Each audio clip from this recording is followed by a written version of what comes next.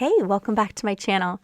After a busy week, I like to do a weekend reset. So today I'm going to be doing another weekend reset that includes some rest and recovery, some self-care, and then getting some things done around the house, some of my weekend chores, along with prepping for a new week ahead. Every weekend, I try to focus on a little bit of self-care and recovery from the busy week prior. I also try to prep for the week ahead via schooling or anything else that we have coming up. And then I also try to get anything on my goals to-do list. This week we were building our FlowHive so we could start getting into our beekeeping this year. So that was on the agenda as well for the weekend. Be sure to hit that thumbs up button if you like these types of videos, and subscribe if you like my channel for new videos every week. Let's go ahead and jump right into this past weekend's reset, and I hope you enjoy. I want to thank Swirise for being a sponsor of my channel and this video. They have an entire range of professional grade red light therapy devices on their website in different price ranges and for different needs and concerns. I'm a big believer in red light therapy and the benefits of it. I was first introduced to it about 20 years ago back in the beauty industry. But for full body coverage, I have their mat, and they recently sent me this LED panel. When it comes to red light therapy, it's a big part of my routine because I've personally seen the results, and also I've read the research on it. And the consensus is pretty much unanimous amongst doctors and scientists when it comes to the benefits of red light therapy. Most light therapy devices focus on beauty and not on full body recovery. So with a panel like this, it's something that can improve skin from head to toe, but also help recovery. I work out very consistently. I've also had a few minor injuries from martial arts. I feel like the red light therapy has been really helpful for helping speed up the recovery. The panel features 7 different wavelengths and also full body head to toe coverage, so you can get the full benefits of red light therapy from head to toe. Also, the deep near infrared light offers the deepest penetration, reaching muscles and joints to reduce inflammation and speed up post-workout recovery. The red light stimulates collagen production, reduces fine lines, and improves skin texture. The panel is lightweight. It comes with everything if you want to hang it up on the wall. I just put it here next to my mirror, which is usually where I get ready in the morning. There was a podcast I listened to recently where the doctor was saying, even if you get a little bit on your back, a red light therapy for 15 minutes, it can help with the mitochondria throughout your entire body. I'm going to put that podcast in the description below because the entire podcast was his thoughts on red light therapy, devices, and the benefits, and it was really, really interesting and intriguing. And Swirise has a lot of different options, and they gave me a 5% off code for the Elite 1000 or the Elite 1500, the panel, or 10% off of all other products. So you can use my link in the description box below if you're interested in checking out any of their red light devices. It's definitely a big part of my routine, and I love to take an everything shower, sit in front of the light with some relaxing music, and then I wanted to do, I was just getting ready to start my period. So not only was I sore from the week before, my kids and my husband convinced me to compete in jiu-jitsu, which we did last weekend. So definitely sore, and then since I'm getting ready to start my period, I just feel gross and sore. So I just wanted to focus in on rest and recovery, which for me is like a nice shower, shave from head to toe, like the everything shower. And then I'm going to do a little bit of skincare. I like to sit down and relax just in front of the mirror. Byron took the kids. They had like a wrestling, they're going to do a wrestling competition next. Keeping those boys active. They went to the gym. I decided to stay home and just get some stuff done. I'm using this brow serum. I go in and out of using this because it works a little too good. Like, it'll make your brows really crazy, so I use it occasionally. Today I'm focused mostly on just kind of like an at-home everything shower spa routine. So I'm also going to use this hair growth serum. I just started using this, and I got an extra one. I gave it to my friend. I'm curious to hear her thoughts on it. I can't speak to how well it works yet because I just started using it. But right off the bat, it doesn't make your hair greasy, so it really absorbs quickly, and I use it all around my crown. So I use that after the shower when you can use it on clean hair.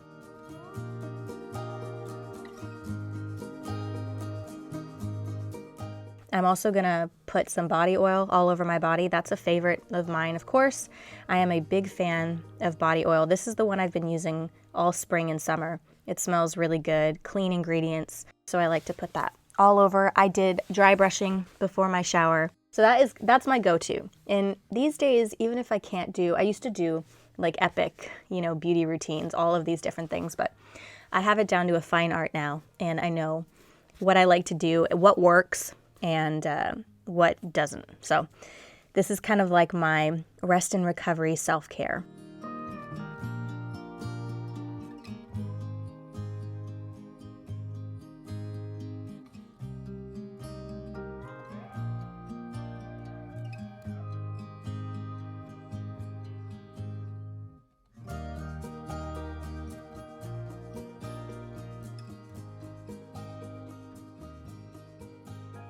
My routine is that I always start by blow drying the front of my hair. I have the face framing layers, so I start with that, and then I just brush the back of my hair down and straight, and that's kind of my routine when it comes to my hair. On most days, I will just kind of quickly straighten the ends, and then I usually just put it up in a clip, especially if I'm going to be, doing anything around the house. But I'll still do my everyday routine, which is getting out of the shower, putting oil on, blow drying my hair, doing my skincare routine. So that's kind of my usual, regardless of what I'm doing. But I won't put makeup on or anything like that. I just do my self-care. And today I was just taking my time because the boys were gone and I had the house to myself. So I was like listening to music. Sometimes I'll listen to a podcast or a book or turn on a show. But for a while, I even just kind of liked how quiet it was. So I like to do sometimes a method, depending on how much time you have. You can do 10 minutes of cleaning, 20 minutes of self-care, and then 30 minutes of whatever you want, if you're limited to just 1 hour. I had a few hours, so I was taking my time with everything, which was really nice because it's not very often that I have the house to myself and I can just kind of check things off my list and get it done. So it was really nice. And I know for some people, they might do self-care after cleaning. I don't know. I just felt so gross that I did that part first. And usually that is what I do. I do that first thing in the morning and then I just get on with the rest of my day, which some people might prefer to do that later in the day. It just kind of sets the tone for me for the day. And sometimes I just feel and I wasn't doing like deep cleaning today, but just more of a reset. So I'm using some of my favorite essential oil cleaners and just doing a quick reset. Now, it might seem redundant, but this is pretty much how life goes on the weekends. And I always try to add something a little different each weekend, which I will share what we're doing today. But yeah, I mean, most of the time it is redundant when it comes to routines. And just to keep the house feeling the way that I like it to, my routine has to be redundant. And I think a lot of you could probably relate. So I have to dust and do kind of like my normal chores and routines, which pretty much the same thing every weekend. Dusting, vacuuming, cleaning the windows, pulling the quilt off of the couch, resetting doing the laundry, resetting the bed, cleaning the desks for the week ahead, all of that. It's pretty much the same thing every weekend. It's our routine to reset and prepare for a new week ahead.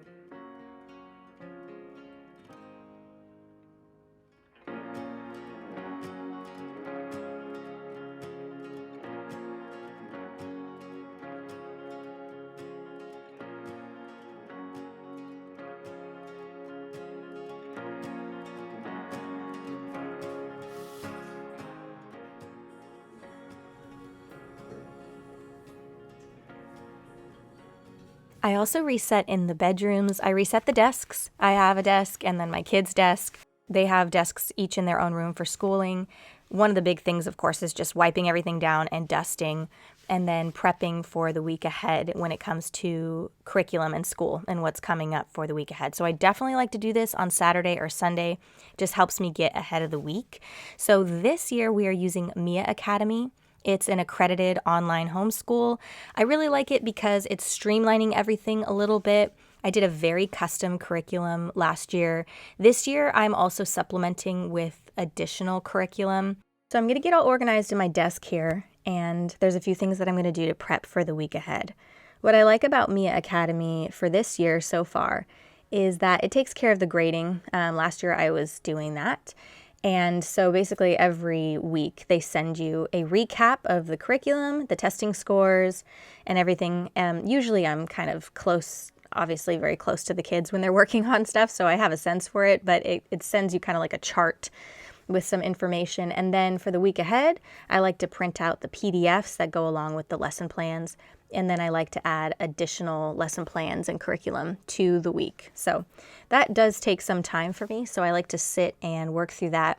I also assign some additional reading. Isaiah, my youngest, he just finished Wild Robot. So the next book that we're going to be reading is Holes. So I was doing a little bit of research. I was looking at Teachers Pay Teachers, where teachers basically create resources that you can look into for all sorts of things. It's actually really cool. I follow a lot of teachers on social media just to get inspiration for getting creative with curriculum and also reading suggestions for different age groups. Yeah, I just love following teachers.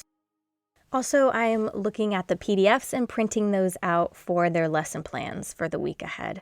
I like to print that, paperclip them, and then set them on their desks so that they're ready to go and it's organized and we can get the week started. You know, we're ready to hit the ground running on Monday. So that definitely helps. It's something that I really like to try to take time to do on the weekends so that on Monday we don't feel rushed or behind or anything like that. So it's very, very helpful. And then it gives me a sense of some other things I can add to the lesson plan as well in terms of hands-on or discussion pieces. Right now, homeschooling is a really great fit for us. It's definitely not for everybody, and it is a commitment because it's a huge responsibility. I definitely don't take that lightly, and I like to compare and contrast. So I always try to keep up with what's happening at the public schools in terms of curriculum. You can go onto the websites to find out where they are at, but also I have the kids do Khan Academy. They're doing one grade level ahead in math, so they are reviewing their grade level math with Mia Academy, and then they're doing one grade level ahead. I can see where they're at with testing. I take that really, really seriously when it comes to their education, but I like that you can really customize curriculum. I like that the kids can excel in the areas that they excel. They can spend more time on things that they're really interested in, or we can spend more time on a topic that needs a little bit more attention. So I love the customization of it. I love looking at the lesson plan for the week ahead, getting my head wrapped around it, and that is part of my reset for the weekend to plan for the week ahead.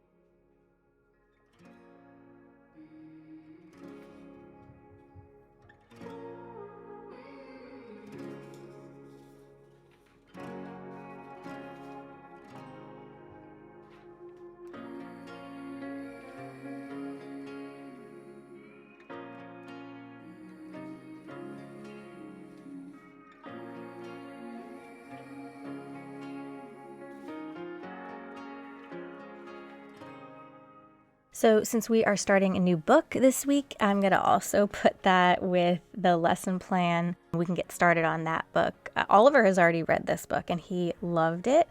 So Isaiah's going to be reading it this year. And then we have an extensive reading list for 6th grade for Oliver. I will share, I'm waiting on a few more books to come in. I will share our reading list for this year in my next reset video when I get those books in. All right, so after I do that, that's a big deal, trying to get all of the laundry done. That usually takes a full day, and I want to try to get it all done so that we're ready to go. That is definitely a goal to reset the week. I don't like to drown in laundry, and sometimes I feel like I'm always drowning in laundry, but I also hate when it's not finished, and sometimes that does happen where it just kind of doesn't get finished all in one day. So it's like a big win if I could get it all done Byron was starting dinner, and then he was also helping me with the fan in the living room, which is really, really high, and I could never reach it, and it had a lot of dust on it. So he was helping me out. He makes dinner most nights of the week, and he also just cooks so well, and it makes life so much better when we enjoy his cooking. So he was prepping dinner and doing kind of like his chores around the house. And the kids had their friends, the neighbors. We have new kid neighbors that come over all the time, and you'll see them running around in the background.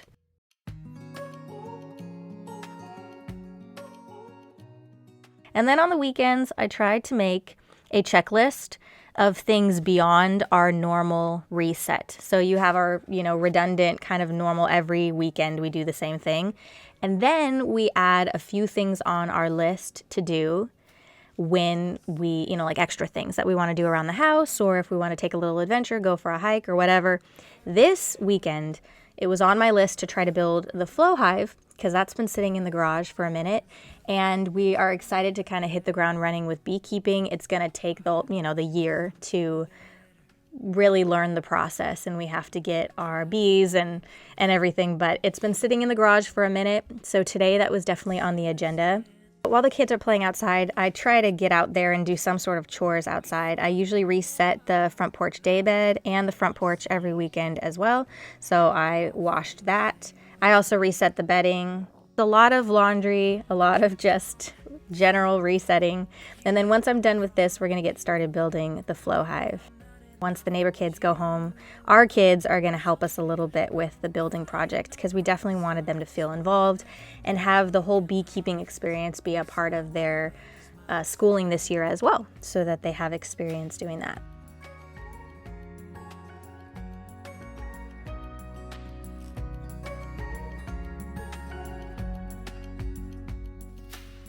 I have one other thing in the garage that I need to build, one other garden bed, and then we're done building most of the things in the garage that would be everything at this point in the garage that has been waiting to be built. So there's always like a backlog of things to get done. But I was really excited. I have wanted a FlowHive for years, and it's just been a process to finally decide we're ready to get started with this. It came with pretty clear instructions. I was reading through those, and then also there was videos to go along with it. So if there was ever a point where we were stuck, but I love our faces when we're building stuff. When I look back at the footage, I don't even realize how we make the same faces. We're like, what's going on?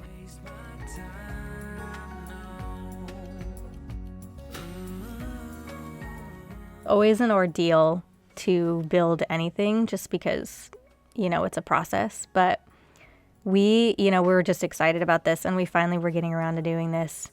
And I've been having the kids, we've been doing the beekeeping.org class with the kids about beekeeping. So, and there's also a local beekeeping class that's free here in our little town that we're going to take as well, just so that we really get our heads wrapped around it. My husband filmed a series in Bermuda. This was years ago. And we got to visit a beekeeper, and it was like a day of them explaining the whole process to us. This was, I think Oliver was a baby, but yeah, we took that as well. And that was initially when I was like, whoa, that'd be so cool. I would love to do that one day. Just watching the beekeeping videos, it's so peaceful and relaxing. It's a beautiful thing for sure. So I'm excited to do it. I know it can be challenging at some points, but I'm really looking forward to it. So one thing that really helps me with my weekend resets is setting a goals list. A few things that I want to get done so that I can have a productive week. And then we can also just kind of get on the same page about what's happening for the week. What are the projects that we want to do? And how do we take the steps to continue building towards the life that we envision? So that's kind of always what we're focused on. We're always looking at the week ahead, what our goals are, what needs to get done. And then with this project, we wanted to make sure the kids were involved in building and also learning about caring for the bees and that process as well.